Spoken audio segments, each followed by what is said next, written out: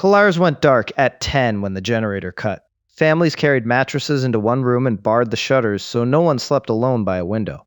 Men climbed the roofs with kerosene lamps and sat with notebooks open, marking time and direction. The only fixed light came from the beacon on the point and the low glow that sometimes moved between the stilt houses. When it passed close, the wooden pilings cast long shadows across the mud, and the air felt heavier.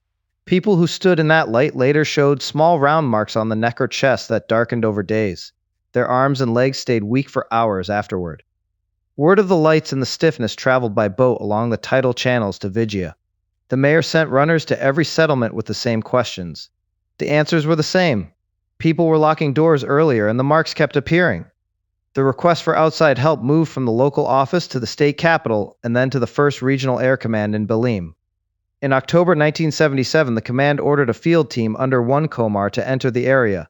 The team was tasked with covering Vigia, Colares, and Santo Antonio do Tauá, keeping records of any objects seen in the lower airspace and collecting photographs where possible. The men packed cameras, maps, and logbooks and left Belém by air for the coast. In the settlements, the plane overflew. Families dragged mattresses across plank floors after dark and stacked them against the inner wall farthest from any shutter.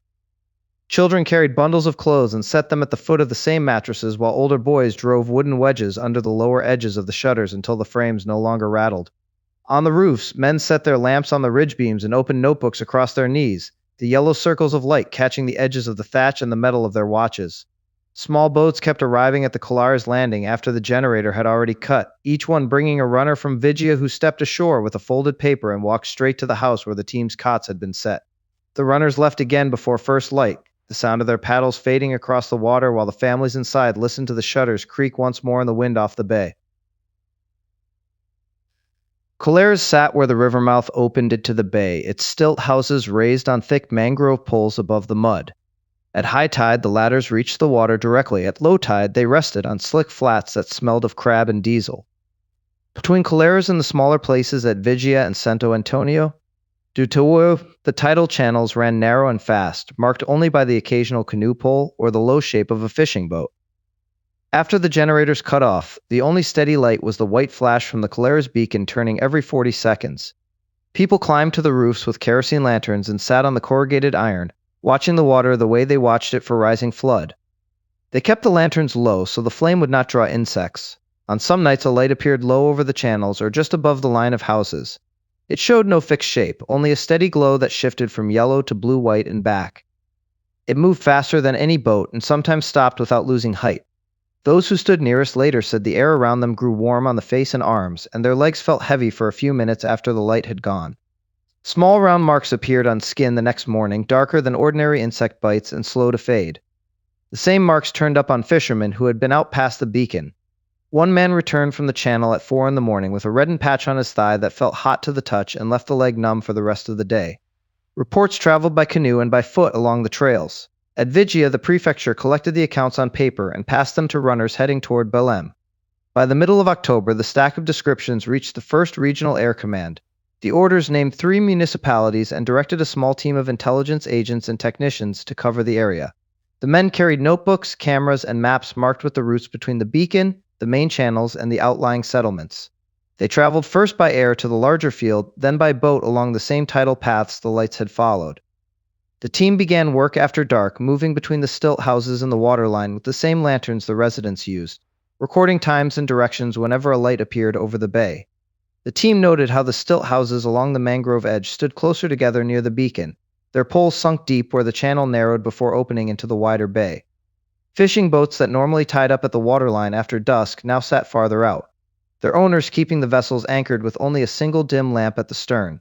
On the corrugated roofs, the kerosene flames stayed hooded under tin covers, casting just enough glow to mark a watcher's position without spreading across the iron sheets. Inside the houses, shutters that once stayed open for the evening breeze were pulled closed before the generators stopped. Children no longer sat on the window ledges after dark. Instead, they were moved to mattresses placed against interior walls, away from the side facing the water. Parents shifted their own sleeping mats to the same inner rooms, leaving the outer rooms empty once the last lantern was extinguished. The tidal flats below the ladders remained empty of canoes after midnight, the poles left upright in the mud as markers rather than mooring points. When a light appeared low over the channel near Ponta do Cajueiro, The team recorded its path past the anchored boats and its reflection on the dark surface before it rose and crossed above the line of roofs. The marks on the fisherman's skin were examined again under the same low lanterns, the small dark circles still visible against the forearm or thigh. Household routines adjusted further each night, with boats returning earlier and windows covered sooner, the pattern repeating across the stilt clusters between Colares and the smaller settlements along the same tidal routes. The orders reached the Balim detachment in a sealed envelope from one Komar headquarters. 3 agents were named for the detail. They packed 2 standard-issue cameras, one still and one cine, with factory film stock already loaded. A single map of the Pará coast was folded into a canvas case along with blank notebooks and carbon paper. The route ran north by boat along the bay, past the mangrove edges and the low wooden houses of Vigia, then on to Colares and the smaller clearings around Santo Antonio do Toawa. They reached the first settlement at dusk and were shown an empty schoolroom with plank walls and a single bare bulb.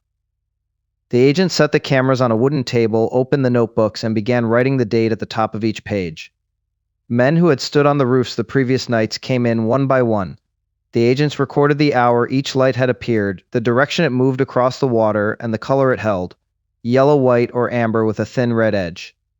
They asked where the beam had touched and wrote down the answers.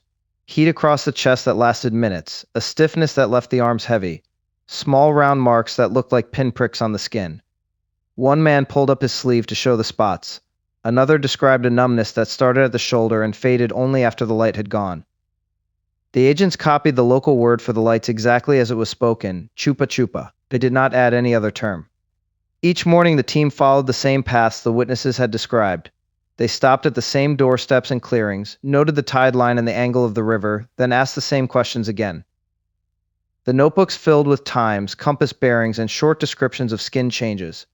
After each route, the agents returned to the schoolroom, laid the cameras out to dry, and copied the day's entries by carbon so a second set remained with the detachment. The film stayed in its cans until the light was low enough to test exposure. No new equipment arrived. The work continued with the same cameras and the same sequence of questions. The agents kept the still camera on its tripod through the night watches and advanced the cine camera only when a light held steady long enough for a measured pass.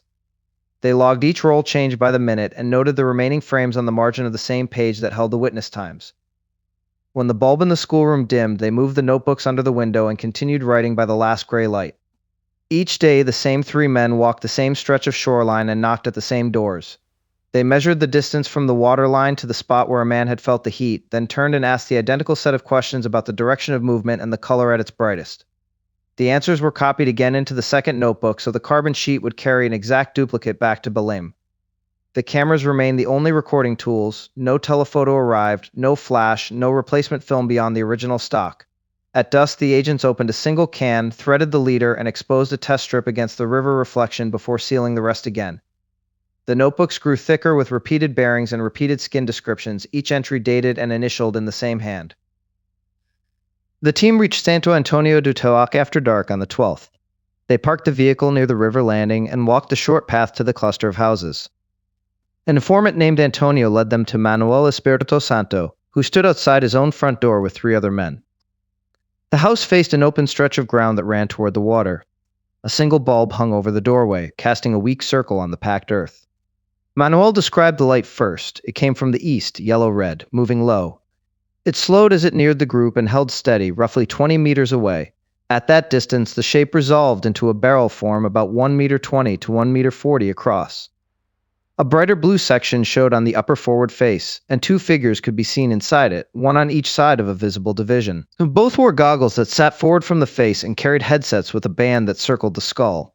The figure on the left lifted both hands to its goggles. At the same moment, the figure on the right aimed a tube mounted on the side of the object. A narrow red beam came out of the tube and struck Manuel squarely. He felt the impact first in his feet, then the sensation traveled upward through his legs and into his torso and head. His arms and legs would not move. He remained standing but could not step or raise a hand. The light stayed fixed for several seconds, then began to drift away, still at low altitude. It climbed in a straight line but with a side-to-side rocking motion, like a leaf turning in wind. Once it gained height, the rocking stopped and the climb became steady. The object made no loud sound, only a low, even whir like a bicycle dynamo. Manuel stayed unable to walk or speak clearly until the light had moved well beyond the houses. Sensation returned gradually. His limbs felt heavy and cold for several minutes afterward. The agent stood on the same patch of ground while Manuel pointed out the line the light had followed. One of them noted the time, 23:30, and the names of the other men present. They recorded the description of the two tubes, one wider at the front, one finer on the side that produced the blue light, and the impression that the blue section looked transparent. They also recorded the exact shape of the goggles and the intercom headsets. The men remained outside while the agents wrote. No further lights appeared that night. The team returned to the vehicle and marked the location on their route map before continuing to the next settlement. Manuel remained on the packed earth with his weight balanced evenly across both feet, shoulders squared toward the river path where the light had first appeared. His hands stayed at his sides, fingers slightly curled, while the red beam held on his chest. The barrel form drifted laterally a short distance before the rocking began, tilting first left then right in short arcs that matched the motion of a broad leaf caught in a cross breeze. The larger tube on the forward face pointed downward during the tilt, the smaller blue-emitting tube on the side staying level. As the object rose, the side-to-side motion shortened and then ceased. The climb straightened, the barrel maintaining a constant orientation with the blue section facing forward. At roughly 30 meters altitude, the larger tube angled downward again, serving as the visible reference point for the straight descent line the men later described. The low whir remained steady throughout, rising slightly in pitch only when the object executed one brief forward impulse before resuming its even ascent. One of the agents stepped closer to the doorway bulb to check his notes under better light. Manuel's posture had not changed. He still faced the open ground, arms unmoving, until the object passed the last visible house and the sensation in his legs began to ease. The other men present shifted their weight but kept their positions, watching the same line of departure the agents would later mark on the map. On 18 October 1977, the lights in Colares went out at 10. Claudemira Rodriguez de Paixão lay in a hammock inside a small house with another woman and several children. The room was dark. A beam of light entered and moved across her body the way a lantern is swung by hand. It settled on her left breast and held there. She felt heat and a pulling sensation at the skin. The beam shifted to the back of her right hand. A sharp, needle-like pain followed at once. She tried to speak but could not make sound. Her arms and legs grew heavy and would not answer. The room filled with a steady greenish light. A torpor spread through her chest and head. The other woman stirred and spoke to one of the children. Claudemira remained where she was, unable to rise. When the light left, she could feel the heat still concentrated on her left breast and a distinct pain on the back of her right hand. Her left side felt numb, as if pressed from inside. A headache began behind her eyes. By morning, the skin on the breast showed a small, reddened area. She was taken to Dr. Walede Carvalho, who examined the marks and sent her to the Institute of Legal Medicine. There, another physician made an incision at the site on the breast for closer inspection and noted the surrounding tissue. The agents recorded the location of the cut and the appearance of the skin around it. Dr. Walede had already seen 3 other people in the same period who described the same sequence. A beam of light fixing on the body, a localized burning or prick, partial numbness, and afterward a visible mark. In the men, the marks were at the neck near the jugular. In the single woman case, the mark was on the breast. The patients also reported headache, weakness, dizziness, and fine tremors that did not match the pattern of a standard nervous crisis, where only the extremities are usually affected. First-degree burns and tiny puncture-like points appeared at the sites. No anemia or blood changes were found on examination. The doctor asked that her own view be noted with reserve. She stated she believed the events were taking place in the area and expected further effects to appear in those already marked. She did not claim the people had been drained of blood, only that the clinical picture was consistent with contact from a beam of unknown type. She had prepared a report for the State Secretary of Health but had not yet sent it. The mission team copied the details into their own notes before moving on from the house.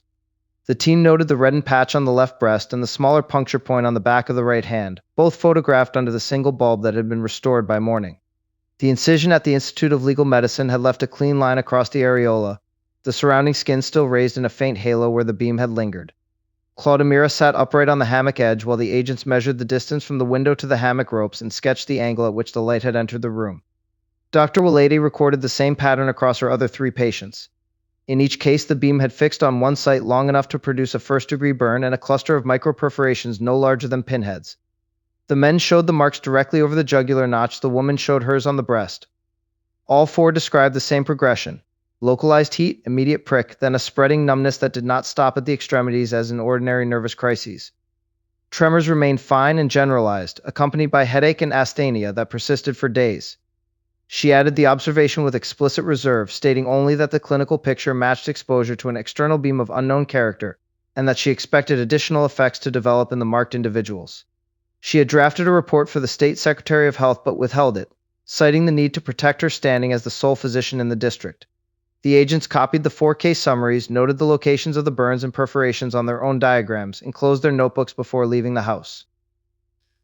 On the channels around Colares and across Baía do Marajo, the water lay flat under low night sky. Fishermen worked the narrow passages between islands, their canoes and small boats drifting with the current. Blue lights and reddish-yellow lights appeared over the surface at low altitude. Some crossed the bay at steady speed heading north. Others held position near the boats for minutes before moving on. One night, a fisherman in his canoe watched a blue light of mirror brightness rise suddenly beside the hull. The men with him wanted to edge closer. He told them to douse one lantern and lower the second into the hold. Then they paddled away from the spot without looking back. The light stayed visible astern until the canoe reached deeper water. In a house on the main street of Colares, a man woke in the early hours to a greenish cast across the walls. He felt a sharp point on the inside of his right thigh. He sat up and looked toward the window.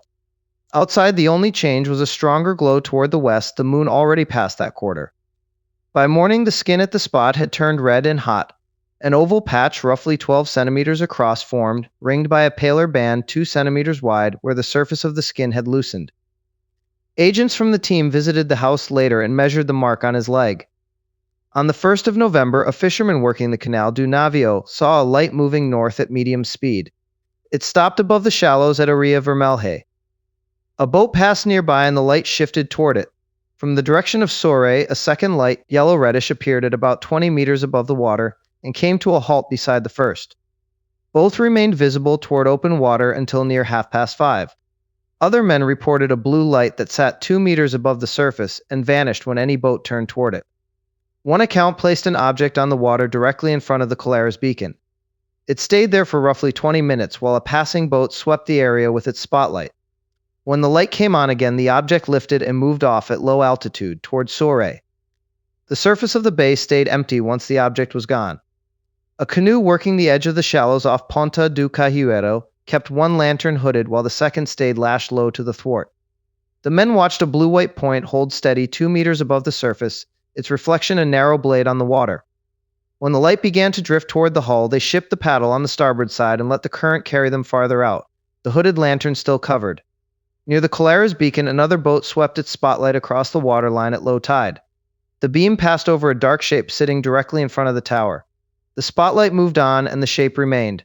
20 minutes later, the same light reappeared at the same height, then rose and tracked westward towards Soares, its reflection sliding across the slack water until the surface showed only the beacon's fixed flash. On successive nights, men in the Canal do Navio recorded the same pattern at low altitude. A yellow-red light would descend, pause above the 4-fathom line at Areia Vermelha, then shift when a passing hull changed course. A second light, blue and steady, would appear from the direction of the beacon, hold position until the first light moved on, then drop again once the boats had passed. Each time the reflection on the water vanished with the object itself, leaving only the dark line of the shore and the single rotating beam from the tower. On the evening of 1 November, the agents of the second section took positions around Colares at 1900 hours. They carried notebooks, maps folded to the river bends, and the cameras they had been issued for the mission. At roughly 4,000 meters out over the water, a light appeared that first looked like a bright star. It showed compact blue-violet flashes that pulsed in a steady rhythm. The body descended in a shallow curve to the right, then climbed again on a left-hand arc, passing directly overhead at an estimated 4,500 feet. Its apparent size grew as it crossed. The men tracked it at roughly 800 kilometers per hour even on the downward part of its path. After it passed, the blue flashes stopped. The light faded through yellow to a small red point and was gone. The whole passage took 45 seconds. The same light was visible from the open ground near the cemetery, and from the soccer field where a helicopter crew was setting out emergency markers. The agents wrote the time, the heading, the colors, the altitude estimate, and the word OVNI in the margin because the movement did not match any aircraft they knew. On 4 November, another entry was made at 2300 hours. A luminous body appeared at medium altitude behind Ponta do Bacuri and moved towards Soares. Its color shifted between yellow and reddish. Intensity and speed changed without pattern. The men noted the direction and the variable behavior on the same ruled pages they had used the night before. The next night, 5 November, brought 3 separate observations. At 1 o'clock, a light moved at low altitude over the water along the right margin of Colares. It turned left and continued toward Ubuntuba and Baía do Sol. At 1:15, another body remained stationary near Ponta do Cajueiro. It gave off strong variable light that ran from blue-violet to brighter white, and the glow reflected clearly on the surface of the water. A train boat passed within sight of the position. At 2:15, a circular light appeared at low altitude, also reflecting a perfect circle on the water. It traveled at medium speed without climbing and headed north until it was out of view.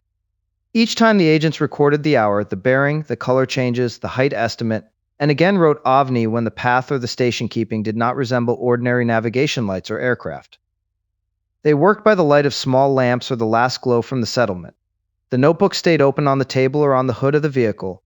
The cameras remained ready but were not used that night. The objects stayed too distant for the lenses they carried. The entries continued in the same hand, the same columns, the same margin notes, as the men moved between the river edge and the small rooms they had taken in Colares. The agents positioned one man at the soccer field edge where the helicopter sat with its rotors tied down and red markers already staked in the grass. From that vantage, the light crossed the same arc seen from the river, its blue-violet pulses showing against the dark water beyond the goalposts.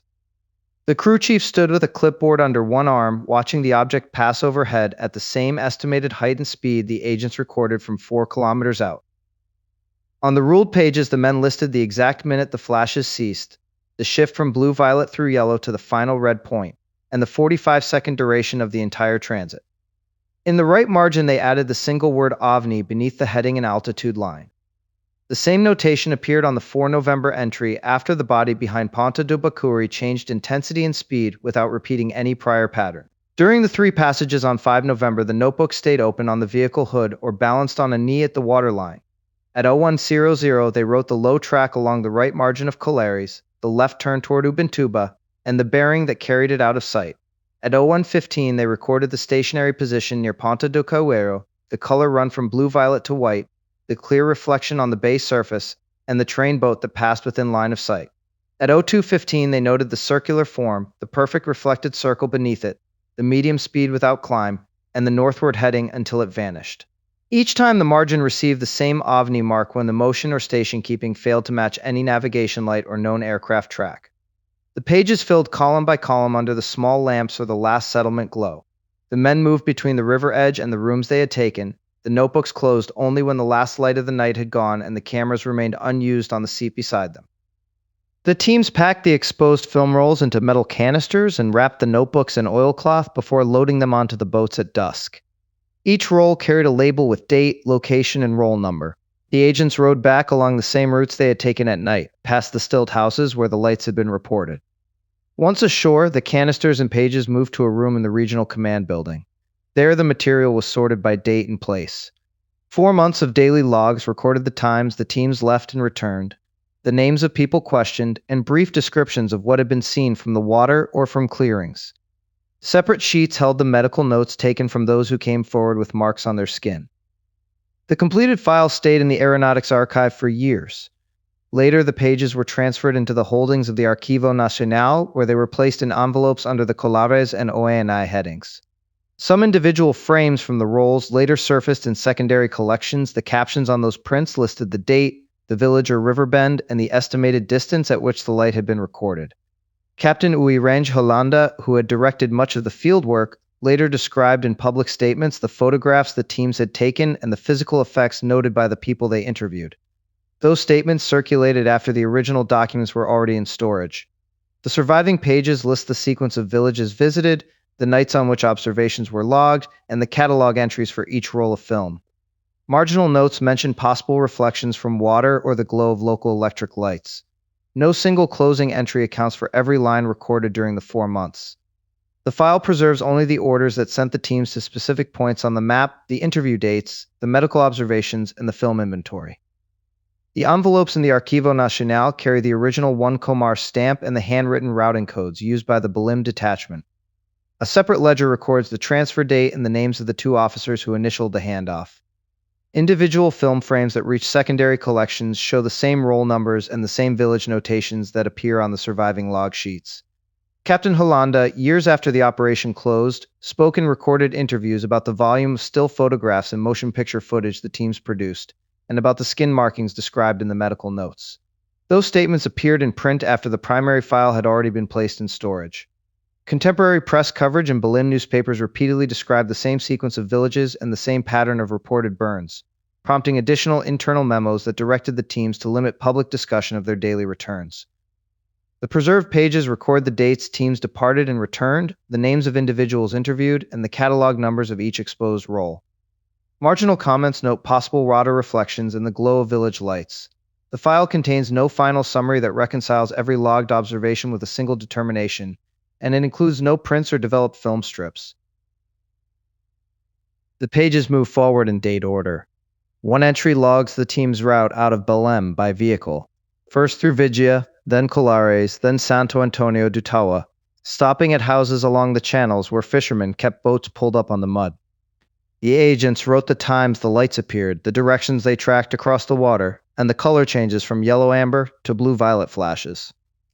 On the night of 1 November, they noted a luminous body at low altitude, roughly 4 kilometers out, holding steady before it accelerated and passed overhead. The same notebook records the same object seen again on 4 November near Ponta do Bacuri, and on 5 November stationary above the water off Ponta do Cajueiro, its reflection breaking on the surface before it moved north.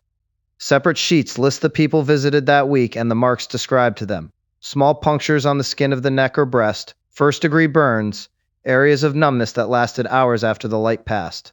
A doctor's statement taken in the examination room describes 4 patients brought in with those same symptoms. The light described as green-white and the body left half paralyzed for several minutes.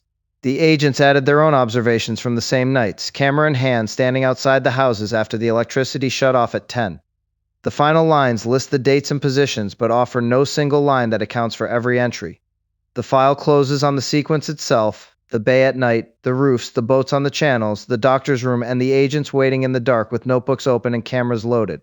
The agents set up on the mud flat below the Colares beacon, its white tower dark against the sky once the village power cut.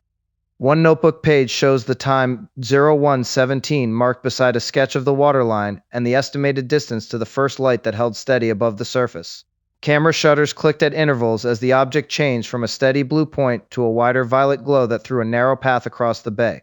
Another agent stood farther along the channel edge, notebook balanced on a boat gunwale, recording the exact moment the reflection broke into separate ripples when the light began to move north. The final exposures on the roll captured the beacon's silhouette and the low shapes of the canoes still pulled onto the bank, film advance lever cocked for the next frame.